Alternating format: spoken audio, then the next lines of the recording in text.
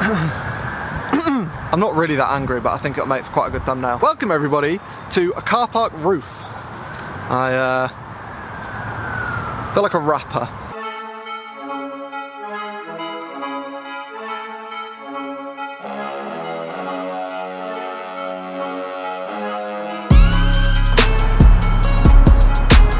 Here's the deal. Security checked me off this roof yesterday. Not literally, they just asked me to leave. But I wasn't doing anything wrong, I was just making a YouTube video, and I don't think that's a crime, so I've come back out of principle. I've done a couple of things to try and avoid detection. I've had a bit of a shave so I don't look as rough, I've put a cap on, and I've turned up pre-6 AM. They're not going to be here now. Anyway, presets, why I don't think you should buy them, and why I don't sell them. I should probably start with what presets are. Basically, if you're in Lightroom or some other editing software and you're messing around with like the highlights and the shadows and the exposure and the clarity and the vibrance and all those kinds of settings, if you group all those settings together into like a super setting, that's a preset, and you can then apply that to any photo with one click of a button. Really, really useful, especially if you're like a wedding photographer or a food photographer or any kind of photographer who's dealing with like hundreds or thousands of files all at once. Because you can apply a preset on import, and then when you're reviewing all your files, you can look at them with sort of a good base level of editing. 6 AM didn't beat the trains. Now, if you're on Instagram or some other photo sharing site, you'll have probably seen a bit of a phenomenon over the past year or two, and that is every photographer and their dog now sells their presets. Now, that's probably for a few reasons. They're very easy to sell because there's no packing and shipping involved. They've already got the presets, so they don't actually need to do any product development, really, if you've got good presets already. And I imagine in most cases, those photographers really think they're being helpful to their audience by offering their presets. I don't sell presets, and I don't think you should buy them because I disagree. I don't think it's helpful. That's the short answer. The longer answer is this. I got into photography, like a lot of people, because I wanted a creative outlet. I can't sing, I can't dance, I can't write, I can't draw, I can't paint. I've been told I can't rap, which I dispute.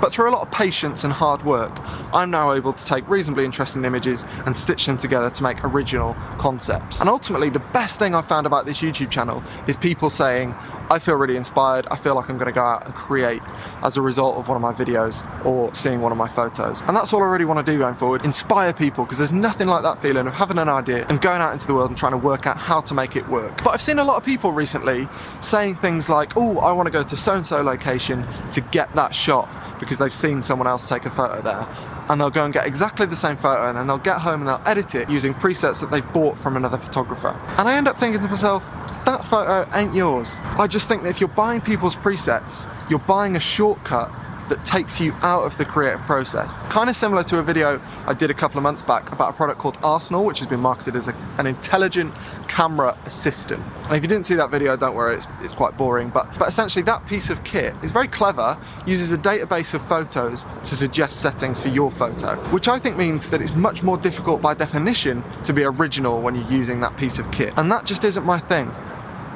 If you want to help another photographer, definitely buy their presets, because they'll probably spend it on gear or trips or some other means of improving their photos. If you want to improve your photos, save your money and invest your time and energy into working out how to come up with good edits yourself. It's never been more difficult to create original photos. More people have got cameras and more people travel than ever before, and more people share their photos than ever before. So chances are you've seen so many more perspectives than someone would have 20, 30 years ago. It's quite difficult now in some circumstances and in some locations to create completely original photos. Even if you struggle to get an original perspective and composition out in the field, then you can really stamp your authority on an image when you're editing, so long as you don't use someone else's presets, I think. Anyway, that's just my 2 cents. I'm gonna go and practice my rapping before I get kicked out again.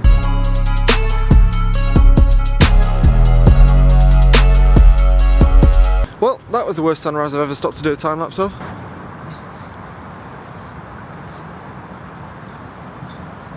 M-Town.